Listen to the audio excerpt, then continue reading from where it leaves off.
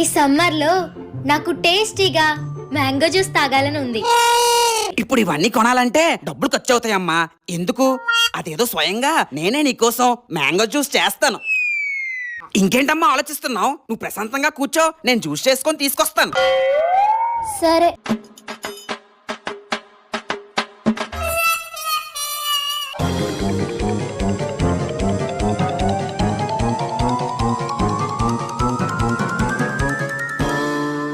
నాన్నగారు, next process ఆ mangoes ని మిక్సీలో వేయాలి. మిక్సీలో ఎత్తే కరెంట్ బిల్ ఎక్కువ వచ్చేద్దమ్మా. మరెలా చేస్తారు? నువ్వు చూస్తూ ఉండు, నేను చేస్తూ ఉంటాను.